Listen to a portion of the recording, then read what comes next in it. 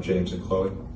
Caitlin, when your head coach came out with a statement today saying she denounces all the racism that some people have felt in this league, players, trolls online, all those things, as one of the biggest stars in this league, what are your thoughts on the things not only your teammates have to endure, but just the entire league? And obviously, you've spoken this before, but just now that your coach and your GM are talking about it as well. Yeah, it's definitely upsetting. I don't think nobody in our league should be facing any sort of racism, hurtful, disrespectful, hateful comments and threats. Those aren't fans, those are trolls, and it's a real disservice to the people in our league, the organization, the WNBA. But there are a lot of really good fans, whether they've been fans for 20 plus years or whether they're new fans in our league.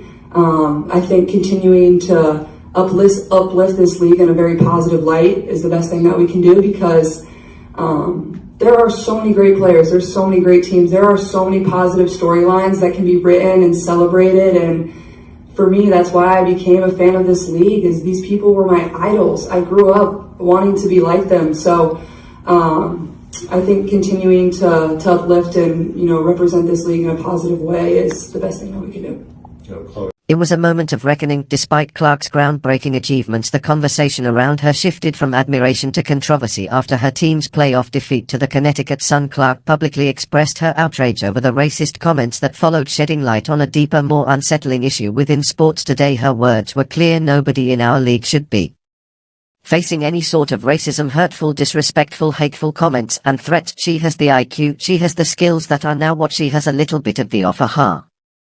Watch out. With the stage set, let's dig deeper into how the shocking episode unfolded, how it connects to the larger narrative within the league, and why Caitlin Clark's incredible journey is both inspiring and heartbreaking. Like Clark finished the regular season lead and rookies, his scoring field goals made, 3-point field goals, assists, steals, and minutes played, as he led the league in assists and 3-pointers made. Caitlin Clark's rookie season was nothing short of extraordinary. She broke records left and right, becoming the WNBA's new poster child for excellence. Is averaging 19.5, 5.7 rebounds and 8.4 assists per game. Clark became the fastest player to reach 300 assists in league history. She also set the single-season assist record with 321 assists, leaving even veterans in off her skills. Yet instead of applause, Clark found herself amid growing envy now. With say worse stats are today what 20 points on a poor forces 6 rebounds as raise you funds were a lot more than a dog.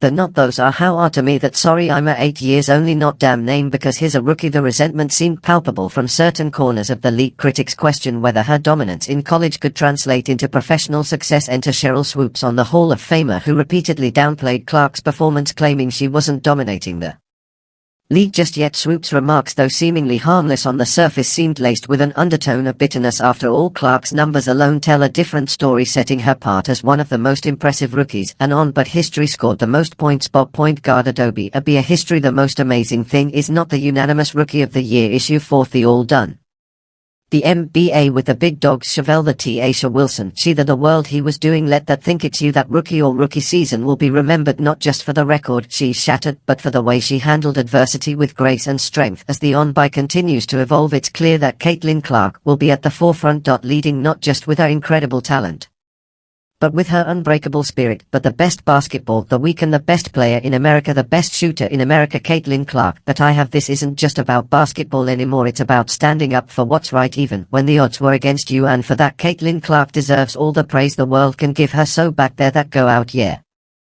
Really like you without your last year, and this was like a handout, no one of the lockout. Look at heart numbers.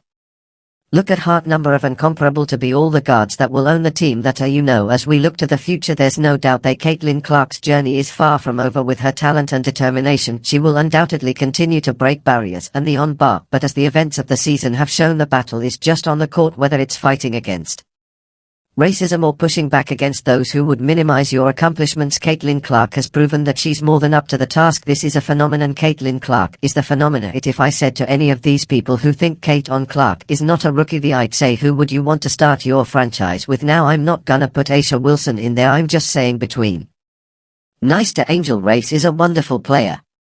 But she does not compare to what and who Caitlin Clark is. But it wasn't just swoops. Angel Reese, another rookie sensation, found herself trailing behind Clark in the Rookie of the Year race. The rivalry took an unfortunate turn in one heated moment on the court where Reese delivered a hard foul to Clark, hitting her and ahead.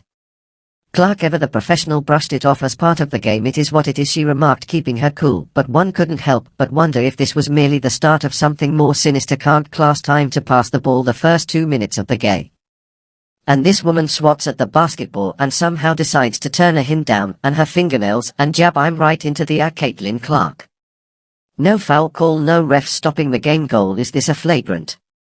None of that. As the Fever entered the playoffs, tensions were at an all-time high in their first-round matchup against the Connecticut Sun. An incident between Dejanai Carrington and Caitlin Clark sent shockwaves through the league. Early in Game 1, Carrington poked Clark in the eye during a collision. It was a moment that immediately sparked conversation online, with many questioning whether the move was intentional. Diamond, a shield of this is a situation that happened to her. She recently survived having a spinal tumor. She was in a hospital. We did specials on her own. He has been her playing basketball right now is a miracle. Some of the fans that were unhappy with her one-player defensive play called for that same to mark for her.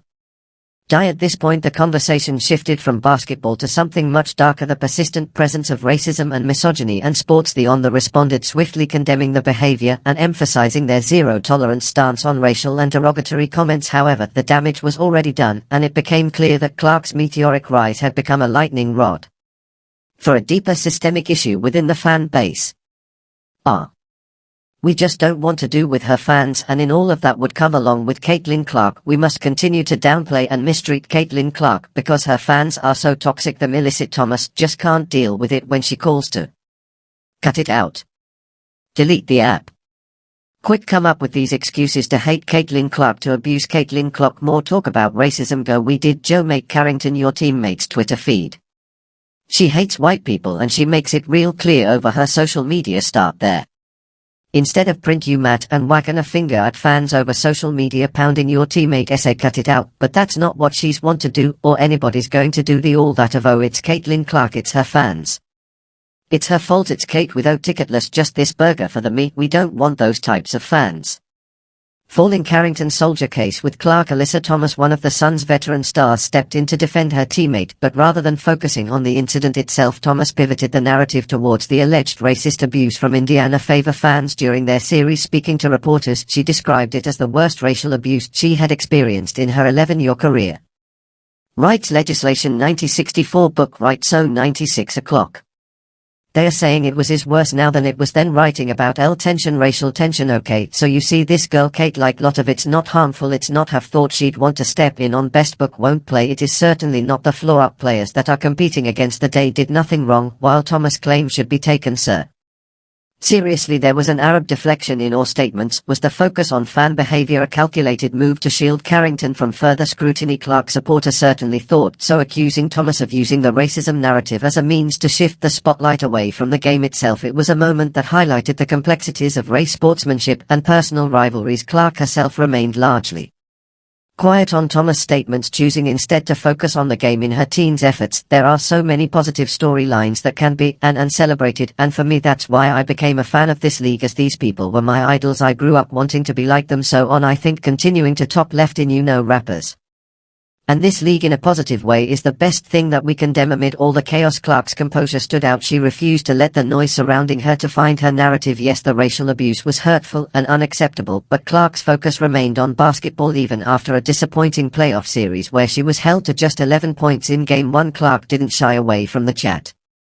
Lunch, we know we're capable of beating this team. We've done it before, she said with determination. I feel like there are so many ways I could have been even better this year, and that's why he gets you go and gets you fired up and you want to continue to keep way but at the same time that's what stinks, or the season ending, as I felt they were really starting to find our groove and really play good basketball. Just as a point guard and as a leader, there's a lot of areas that I can continue to improve, and I'm a competitor and somebody that loves work, so won't be hard for me not to want to get in the gym and to get even better. It's gonna be nice, though. I think getting out of the spotlight and just getting to live my life and do things that I wanna do and love talking you buy is going to be nice. Then I have to sit in front of a microphone multiple times a week. I really appreciate our You have I ever been as they're gonna get away and relax for a little that, and I appreciate everything you all do as well. So I thanked her. Message was clear. Despite the controversy, despite the hatred, Caitlin Clark was not going anywhere. She would continue to push herself, her team, your leap forward, and while figures like Cheryl Swoops and Illicit Thomas may have attempted to diminish or accomplish me, that's the numbers speak for themselves. When he was asked about Caitlin, Clark said, I have a great deal of respect for her because I know exactly what it means to be drafted to be the face of a franchise and also get the scrutiny from a lot of people that and don't believe you're ready for the next job. And so me watching Caitlin, seeing what she's doing, I've been in support her since day one because I remember myself going through that, and she has my support 100%. She is a transcendent player. However, the WNBA quick condemnation of racist behavior marks a step in the right direction. The league has vowed to monitor such incidents closely and involve law enforcement when necessary. But as Reese herself noted, an apology alone won't fix this problem. It will take systemic change both within and outside the league to truly address the issue of racism in sports. This woman is box office what she can play, and a combination of the two what ultimately give all of those wonderful ladies for the wonderful work that they have done over so many years. It would have been validated even though it came to that. Undo it was hard. Alternately, it stood to benefit the collective whole, and rather than SOM out there accepting and embracing that they were then it in a try to use the contribution of others who came before Caitlin Clark to just the idea of vitriolic yeah instead of own and of yes, that what really was the objective and what really was their agenda is that they were then at the fact that this young lady came into the league, took it by storm, Andrew, at a level of attention that they weren't able to predict. What a good again, yeah, that was the reality thing. Well, as Caitlin Clark